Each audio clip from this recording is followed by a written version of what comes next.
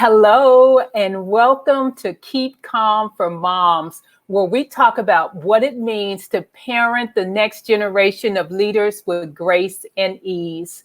I am Dr. Pamela Ellis, the education doctor, and I am so thrilled to see you today. And if you have seen me before, you've heard me say that before. And you know something? It's true. I am. I enjoy doing this, and it just warms my heart each week when I can come and share with you. So for those of you who are joining for the first time, I'll give you a little bit of background about what my firm does. So my firm works with schools and employers with educational services, and one of our signature services is college readiness. Keep Calm is our proprietary framework, and the CALM stands for College and Accelerated Leadership Methodology. The 5 pillars of Keep Calm are academic, social, financial, vocational, and cultural. And we believe the glue that holds it all together is parent engagement. And that was really the impetus for our Boss Mom series, where we talk with moms about their family life, career, and just how they keep it all together.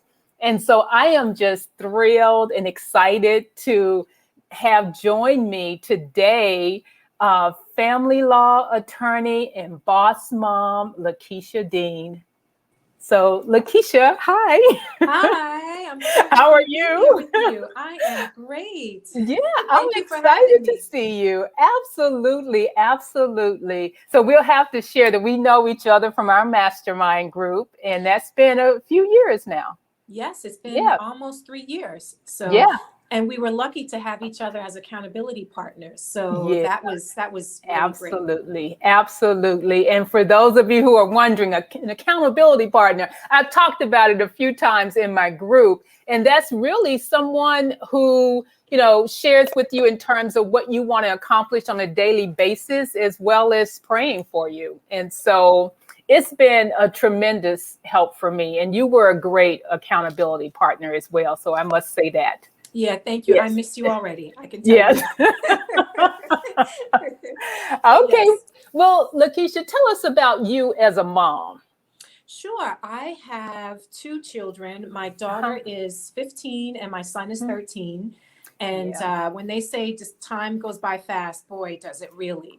So what Yeah. I'm learning now I also have a family law practice, which demands a lot of Mhm. my time. But the Yeah. reason I even went into business for myself is so that I could make my kids a priority and spend some time with them. So I'm grateful to Hmm. be able to leave the office when I need to, and my schedule kind of works around their schedule because they're both pretty busy Yeah. academically and athletically. But I'm finding that Yeah. it's different parenting kids at this Hmm. age, and that's the challenge my husband and I are kind of Yeah. bumping up against right now. Really? So what do you see is different for you? Just the line between allowing children, preteens and teenagers to express themselves while still Mm. being respectful. And as Mm. parents, we were raised a little different where you Yeah. don't speak unless you're spoken to, We don't want to raise our Yes. kids that way. Trust me, I've been in a room with my Yeah. grandmother, her sisters, her mother, and I better Hmm. not dare say anything unless they've said something to me. Otherwise I might get like a pepper can thrown at me or something. Yeah. But we don't raise our kids like that. But we Uh-huh. do, in this age of social media and Yeah. constant communication, Hmm. it's important to stay on top of them, but let them Yeah. still express themselves and express their opinions. Yeah. Yeah. So have they started talking back? Right now it started with the looks, the rolling of the eyes, the talking under their Mm. breath. And Yeah. we're really, we can feel it. Like just last night, we felt it for the first time with our son. And Really? he's the Yeah. calm one. He's the one we don't expect sass Hmm. from. You know, Yeah. my daughter, Yeah. we've been dealing with that for a while, but not him. Hmm. Now, one of the things, Lakeisha, I always hear you talk a lot about is the athletic demands and just the time you spend with track. And I'd like to talk a little bit about that because I know there are listeners who have kids who are involved in sports. And so if you can speak to that and how you really juggle that with your demanding law practice. Yeah, and if you are a track parent, you know what I feel when I say it's about that track life. Yeah. And we're now at the point where we are, we're getting to the point where it's the end of the season. And I think Yeah. that is probably the most demanding because like we're traveling every weekend and they're usually Yeah. 2-day meets. So it's both days of the weekend. And then it all culminates in a trip to the Junior Olympics, which for us this year is in Jacksonville, Florida. Oh, And that's wow. for like a whole week. Yeah. So I guess the blessing is that I know this ahead of time so that I can plan accordingly. And I can tell Yeah. my staff to tell the judges and whatever, I'm not available during this time. So they won't Yeah. set hearings for me. Mm-hmm. But the curse is that it's not really a vacation. Yeah. It's time spent in the bleachers where you burn and you watch your kids. Yeah. It's certainly a proud moment, but it can be taxing. And there Yeah. have been many days where I've come home and I felt like I've run Mm-hmm. all day long, and I am not athletic in any way, shape, or form. Um, so, but I just think it's a priority for me because it's something that, especially during this time of COVID, where my Uh-huh. daughter, for one, did not go to school physically. We kept her home. So track Really? was really the only social interaction she had and her only Mm. chance to really get out of the house. Right. So we made sure that we were there for her. And fortunately, the way my husband's a chiropractor, and we actually share the same building. So Yeah. he has his entrance and I have mine. We're able to come in together and leave together, but we're also able to coordinate our schedule so that if I can't make it, he'll make it. He'll take her. Right. And we're really involved in their Mm-hmm. teams. So I'm not just a mom who's a spectator. I'm involved. Yeah. I'm raising funds. I'm, helping to coordinate the team gala, and my husband coaches. So this is a family Oh thing. my goodness. Yeah. That We're all is. in. Yeah. Yeah. When you say all in, you really do mean all in. Oh Oh my yeah. goodness. I didn't realize that. Yeah. Okay. Yeah. Now tell me this. Tell us a little bit about your journey to becoming an attorney. And this will be helpful for any teens who are watching and thinking that they want to become a lawyer. Yeah, absolutely. I think Mm-hmm. I think for me, what there was always a spark in me because I get annoyed when I see something that's not just or fair. You know, Right. for instance, it drives me crazy. In New Jersey, trucks Mm-hmm. are not allowed to drive in that third lane. And if I see one, I just want to go up to it and like kind of run in front of it. But that's just how I am. Like, what is it doing there? But I've always been that way. So, but the funny thing is, when I went to college, I had planned on going to medical school. Mm. And I got my freshman year, I took Chemistry 101, and my professor Uh-huh. wrote the book. Lord, I felt like it was a different language. Like Yeah. I said, I can't do this. I thank God I passed chemistry, but I couldn't. I realized Yeah. that's not the field for me. So then I started taking courses in political science, and I Mm-hmm. loved it. I loved it, and you don't have to Mm. be a poli Yeah. sci major to go to law school, but it certainly helps in addition to being an English major Uh-huh. because I Yeah. do a lot of writing, I do a lot of speaking. It's important to Mm-hmm. understand history and its context Yeah. within the court system. So that Mm-hmm. definitely helped. But that's how Yeah. I've always felt that sense of balance and righteousness in my Right. tummy, in my heart. So that's kind of what led Yeah. me to choose the field of Mm-hmm. law. Yeah. And then after law school, was family law a draw, or did you do the Yeah, whole no, I corporate loved, thing? I know, I did the corporate thing before I went to law school. And I would Oh, actually really? recommend whatever you think, if you're planning to Mm-hmm. go to whatever kind of grad school, I would honestly recommend, even if it's just one Mm-hmm. year, where you try to Yeah. get out into the workforce for a minute, whether it's as an intern, a paralegal. And that's what I did. I was a Mm-hmm. paralegal at two of the top firms in New York City. Oh, And I'm wow. glad I did that because I do not want to practice corporate law. Like Oh, really? I learned that is not what I Mm-hmm. want to do. But Yeah. I needed to go through that in order to learn that, not Yeah. waste my time after law school. So, but I was always attracted to criminal law. Yeah. Like to me, that's Yeah. sexy and glamorous, you know. Uh-huh. So I did that. That's what I did right out of law Yeah. school. I was Mm-hmm. a prosecutor for a while, and then I flipped and I did defense work. But I was Mm. actually drawn to family law because of a Yeah. personal situation that I'll, Really? yeah.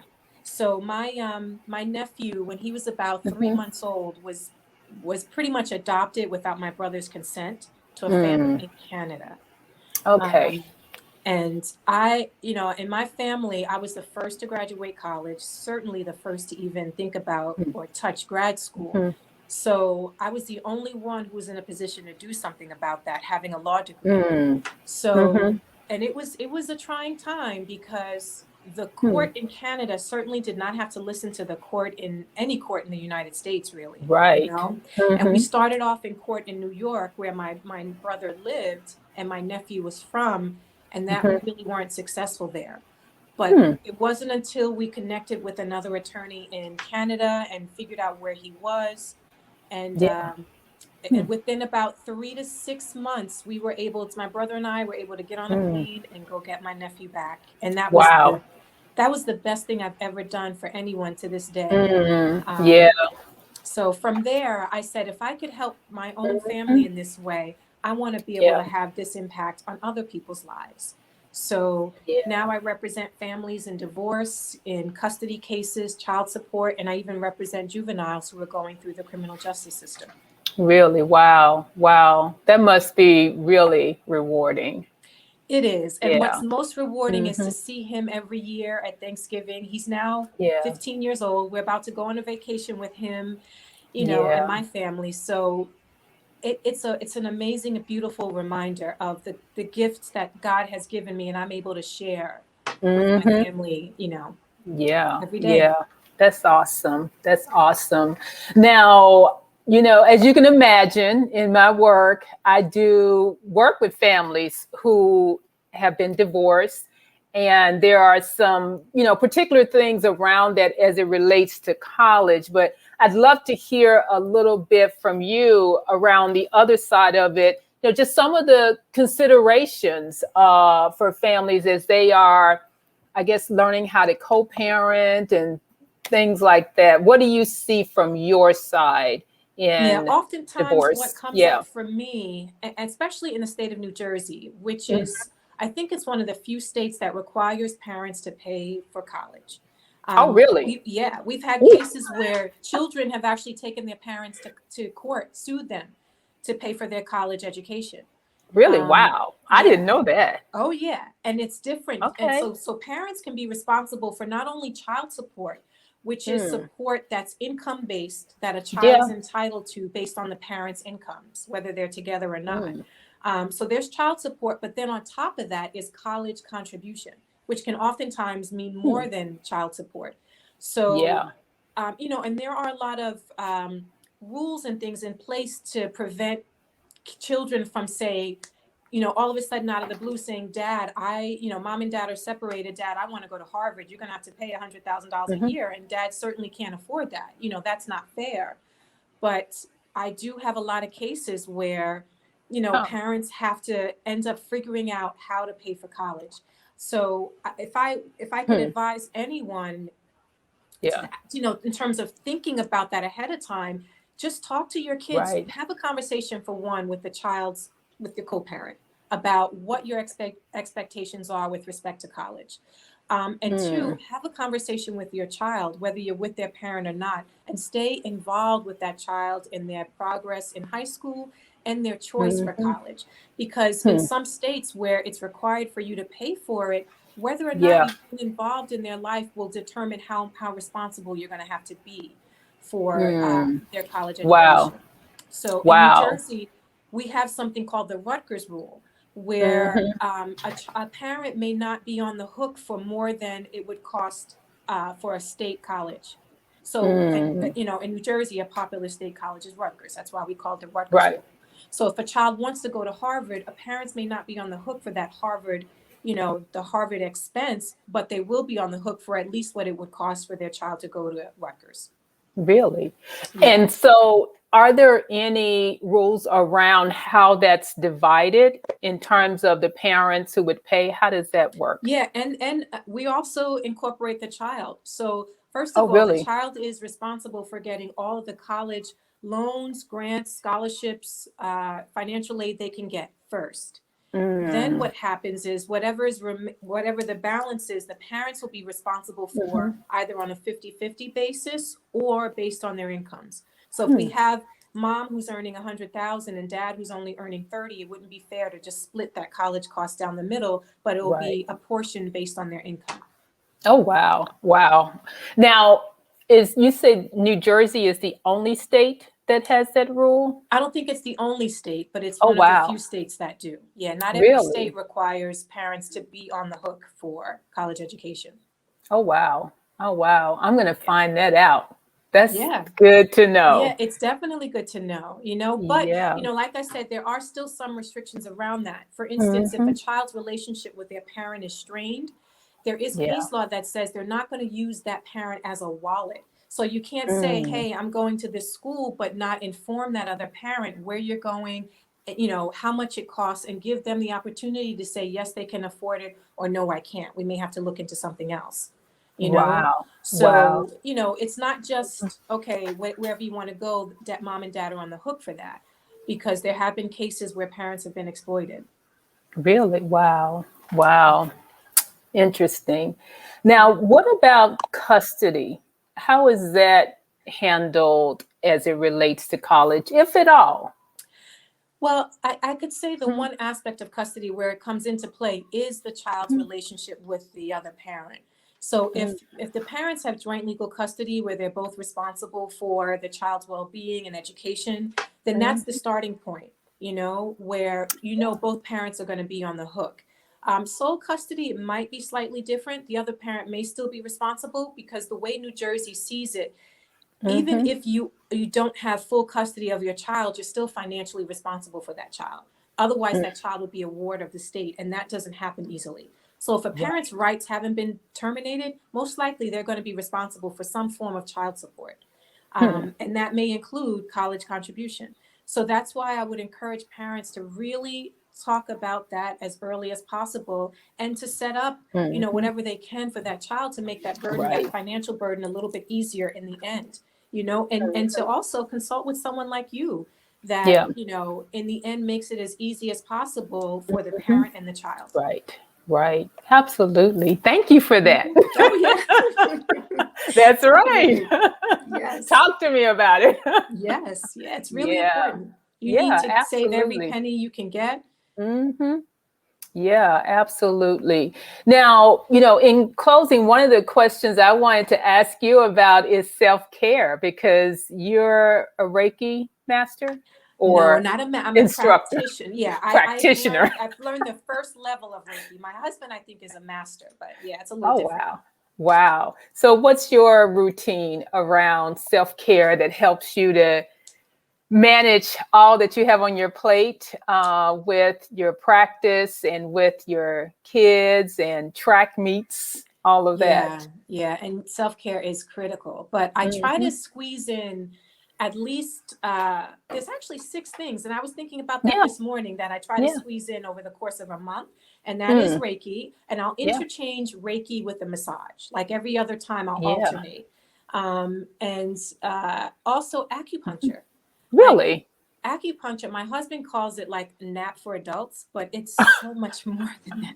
Like I am really knocked out once she puts those needles Really? in, and they put them in. I don't know the science behind it, but Uh-huh. they put them in different points on the body so that Yeah, you tap into certain energy, I guess. really, But I tell you, once all the needles are in, I am out cold. And it's the really. deepest, most peaceful sleep I've ever had. Yeah. Oh, wow. Yeah. Wow. So, and Who knew? when I wake up from that, I'm a little woozy, but my whole day, Yeah. like I can't see clients after that because it takes me completely out of my peaceful realm. Oh, wow. So I Wow. do that. I do my nails and my Uh-huh. hair. So I just try to keep that Uh-huh. stuff up. That's awesome. That's real good. I'm going to have to take a couple of those pointers. I haven't tried acupuncture before, but it sounds really intriguing. Yeah, Yeah. it's awesome. And it's actually therapeutic, you know. So Mhm. you can talk to your practitioner about any ailments you have or any if you Yeah. have certain stress level, and they will Mhm. focus on that to help you with that. Oh, wow. Wow. Okay.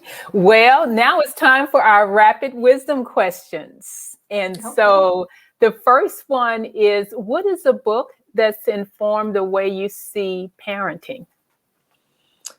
I don't know if there's actually any one particular book, Uh-huh. but if I had to say, I think it would be The Conscious Parent by Mm, Shefali. I'm not sure how to pronounce her last name, Sawberry or Sayberry with yeah, a T. that's a newer book.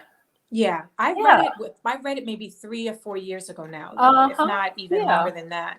But I really like her perspective. I really do. Mm, That, you know, the child is an individual and they teach us more than we teach them. And yeah. to kind of like limit that control we feel we need to have over Hmm. kids to a certain extent, you know? Yeah. Yeah. Okay, that's real good. I wrote that one down because I haven't heard that one before, but that's Yeah. good. Now, in 3 words, I'd like you to complete this sentence. The truth about work-life balance is what? It takes commitment. Oh, that's good. That's Yeah. real good. You It have to be takes committed commitment. to it. It's not enough to Yeah. just say it. You've got to really be committed to it. Make it a priority. Yeah, absolutely. Now, the third one is if you had a do-over as a mom, what would it be? I may have had my kids earlier. Really? Yeah. You're not Yeah, that that's old, probably but the main thing. okay. I know. I'm not that old, but you know what? I waited till after law school, and I'm Oh, finding that yeah, while I may have been wiser, I just yeah, feel like, and I have no regret. So this is only if, yeah, you know, yeah. but I just feel like energetically, like Mm, I've got to work out now in order to keep up with them, you know? yeah, So I just sometimes find that younger parents are able to like this stuff doesn't phase them as much, maybe, I don't know, but that's the only thing I would yeah, say is to, yeah. and maybe I would have had one more, but once I had a boy and a girl, I was good. You were good. You had your Yeah, set. exactly. Well, that So is awesome. Lakeisha, thank you so much for joining me. This is a different kind of conversation than we usually have in our yeah, accountability, but this was yeah, awesome. And I really appreciate you taking the time. So thank you, thank and I you. appreciate you, and the time went by so fast, so I but thank you know so it much. And you always know what, does. one What's other that? thing I would advise Sure. parents in New Jersey, if they're listening to me, I think they Yeah. really need to reach out to you because you're on the hook to pay for college. They definitely need someone Oh, like you. okay. Awesome. Thank you. Thank you. And I'll have Okay. your contact information in the show notes. So All thank right, you so awesome. much. Thank Yeah. you. You're welcome. You're welcome. So, thank you all so very much for joining me today. That was such an awesome conversation, and I just appreciate you taking the time. One of the things I want to say before I go is if you have a junior, a rising senior, please check out collegeprepbootcamp.com. It's coming up next week, and that's a great opportunity for your rising senior to get that common application essay done, because I know they're stressing about it and you're probably stressing about it too, but definitely check it out. And I'll look forward to seeing you next week. Thank you so very much and stay in touch.